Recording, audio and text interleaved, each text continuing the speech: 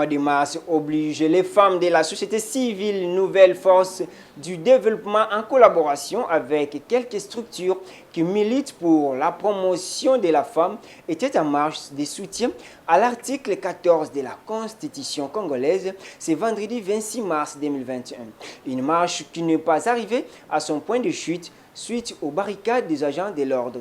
Torres Atibou, Charlène Makuta nous signe ces reportages. Partie de l'Académie des Beaux-Arts, la marche des femmes de la société civile Nouvelle Force du Développement et les femmes de quelques structures militant pour la promotion de la femme n'a pas atteint sa chute comme prévu. Elle a été intercalée par les agents de l'ordre au croisement des avenues du 24 novembre et du boulevard du 30 juin, lieu qui a permis à Dorcas Simbombo, coordinatrice de NFD-SC, de lire les mémos en ces mots. Ville Nouvelle Force du Développement. Mémo à l'intention de son Excellence, Monsieur le Président de la République démocratique du Congo, chef de l'État. Copie pour information à l'honorable Président de l'Assemblée nationale, au Palais du Peuple, à l'honorable Président du Sénat, à son Excellence, Monsieur le Premier ministre, chef du gouvernement. Concerne la subordination de la recevabilité des listes électorales par la représentation de la femme. Excellence, Monsieur le Président de la République, chef de l'État, nous, membres de la société civile Nouvelle Force du Développement et organisations de femmes intéressées par cette marche, venons par la présente auprès de votre auguste personnalité, vous informer de notre soutien à l'article 14 de la Constitution du 18 février 2006 qui stipule « Les pouvoirs publics veillent à l'élimination de toute forme de discrimination à l'égard de la femme et assurent la protection et la promotion de ses droits. » Ils prennent dans tous les domaines, notamment dans le domaine civil, politique, économique, social et culturel, toutes les mesures appropriées pour assurer le total épanouissement et la pleine participation de la femme au développement de la nation. Ils prennent des mesures pour lutter contre toute forme de violence faite à la femme dans la vie publique et dans la vie privée. La femme a droit à une représentation équitable au sein des institutions nationales, provinciales et locales. L'État garantit la mise en œuvre de la parité hommes et femmes dans les dites institutions. La loi fixe les modalités d'application de ces droits. Par la même occasion, nous sollicitons votre soutien personnel dans le cadre de votre vision de l'Union sacrée pour obtenir du Parlement la reconsidération de l'article 13 de la loi électorale, libellée à ce jour comme suite. Au terme de la présente loi, on attend par liste un document établi par les partis politiques, les regroupements politiques ou les candidats indépendants. Chaque liste est établie en tenant compte de la représentation de la femme et de la personne avec handicap. La non-représentation de la femme ou la personne avec handicap ne constitue pas un motif de recevabilité de la liste concernée. Cela étant, nous proposons que la négociation soit remplacée par l'affirmation. En ce qui concerne l'alinéa 3, à reconsidérer au regard de l'article 14 de la Constitution, nous proposons la modification positive qui peut se libeller en ces termes.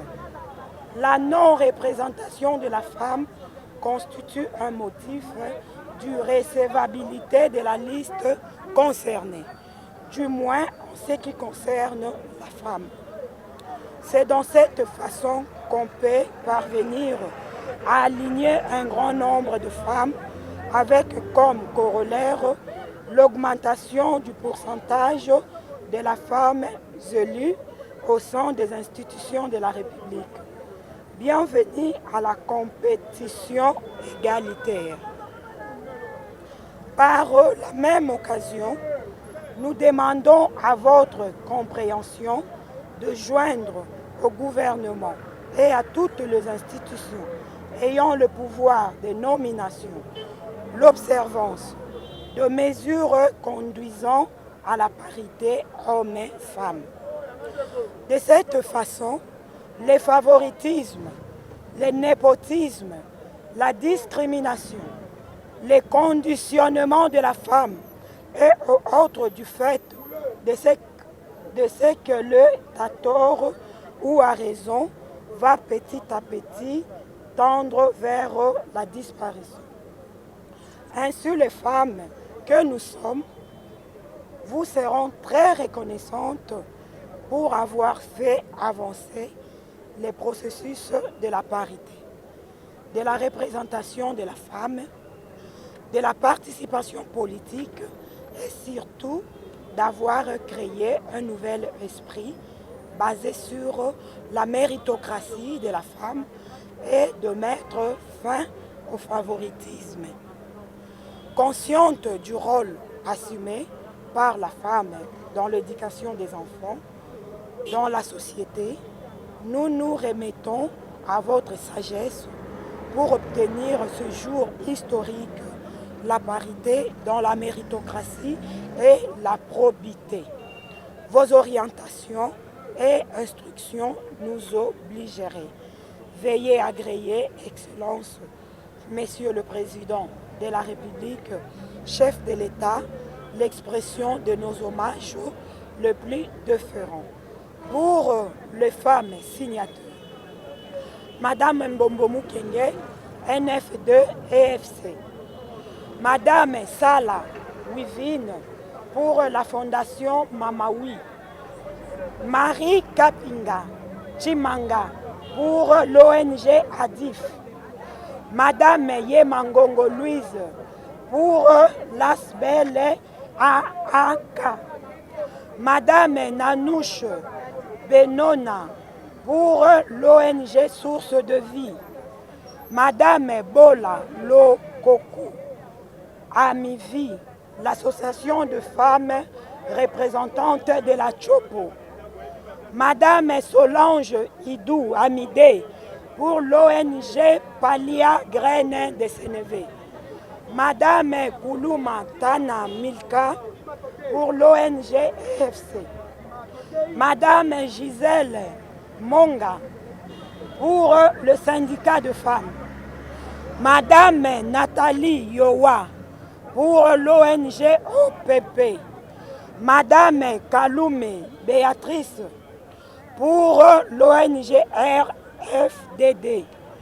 Madame Maketo Louvounou Bibi pour l'ONG Femmes pour la Nature. Madame Kousa Philo pour les femmes de la division. Madame Nadine Kangafou pour la POFEC. J'ai dit et je vous remercie. Cette activité vient à l'appui de l'article 14 de la Constitution qui stipule sur la parité 50-50, a-t-elle poursuivi. Alors, je pose la question. Bonjour madame. Est-ce que vous pouvez nous dire la raison d'être de l'activité d'aujourd'hui? L'activité d'aujourd'hui, les mamans nous sommes venus nous soutenir l'article 14 de la Constitution. Les mamans, nous sommes venus soutenir l'article 14 de la Constitution parce que l'article 14... les mamans, nous sommes venus pour soutenir l'article 14 de la Constitution qui stipule que la parité est 50-50, hommes-femmes, à tous les niveaux. C'est vraiment ça la raison d'être principale de notre activité d'aujourd'hui. Et la spécificité ou la particularité, nous sommes venus plaider auprès des décideurs. Notre plaidoyer s'adresse premièrement au chef de l'État et au chef du gouvernement. Pourquoi au chef de l'État? Parce que ce sont eux qui exécutent les lois. Au niveau de l'Assemblée, il y a déjà les lois qui ont été mises à la disposition de femmes pour la parité. Mais c'est au niveau de l'exécution que ça pose problème parce que nous ne voyons pas de femmes être suffisamment représentées.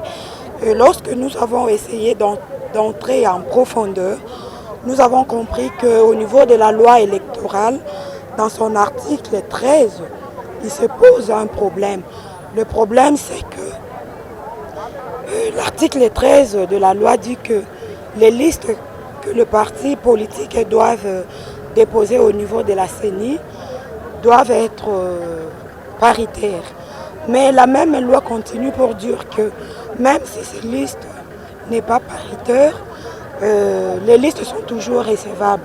Et pour nous les femmes, pour que la loi sur la parité soit vraiment une réalité en RDC, nous avons compris qu'on devrait modifier cet article pour dire que la liste qui n'aura pas respecté la parité ne sera pas recevable au niveau de la CENI. C'est ça au fait notre motivation. Et quels sont les résultats attendus?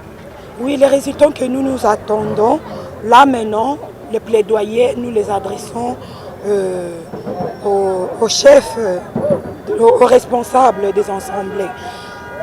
Au niveau du Parlement, nous avons le président du Sénat et de l'Assemblée nationale parce que ce sont eux qui proposent et élisent les lois. Donc le plaidoyer que nous faisons auprès d'eux est que pendant cette session de mois de mars, lorsqu'ils vont siéger pour modifier la loi électorale, qu'ils puissent vraiment nous modifier l'article 13 pour que la loi sur les listes qu'on dépose au niveau de la CENI puisse respecter la parité 50-50. Quel est le message que vous demandez ou le soutien que vous demandez auprès de la première dame, Maman Denise Nyakero, étant une association de femmes? Oui, merci. Premièrement, nous remercions Maman Denise parce qu'elle a été voir personnellement le Premier ministre pour plaider en faveur de femmes. Nous, les femmes de la société civile, nous avons vraiment loué l'initiative. Ce que nous demanderons à maman, c'est de ne pas baisser le bras parce que nous savons que la parité, c'est tout un processus. Donc, à chaque fois que ça sera nécessaire pour que Maman Denise puisse mener une action en faveur du processus de la parité, qu'elle ne puisse pas hésiter. Les représentantes de certaines structures présentes à ces assises n'ont pas caché leurs sentiments. L'activité Nabiso Alelo, en tant que maman, toye pour soutenir l'article 14 de la Constitution. Où epesi biso nzingi sa tozwa 50% ya boponami entre maman na mwasi na mobali. Et merci na bakondi mboka parce que jusque là na mboka na biso article wana eza respecté. Et tout le monde dans l'institution, ba maman baza représenté, mais représentation ya basi na kati ya institution est minime. Minime pourquoi? Parce que tu es côté là quelque part, dans l'article 13 de la loi électorale, et donc ça a été, même si la liste, parti politique ils ont déposé na CENI, et ça na nombre minime ya ba maman, bazo recevoir ba liste wana. Donc raison na biso lelo ezali que en tout cas ceux qui CENI ba ekotika liste ya ba maman o eza limité ezala irrecevable na CENI. C'est-à-dire que ceux qui partis politiques au moins ils ont tinda 50-50 ya parité moi sina mobile et que ça important pour tous à la représenter vraiment dans ba institution. Donc bosenga na biso eza lelo et ba liste vraiment non paritaire ezala irrecevable na niveau CENI. Merci. Signalons que les mémos a été remis au chef de l'État en son bureau du travail.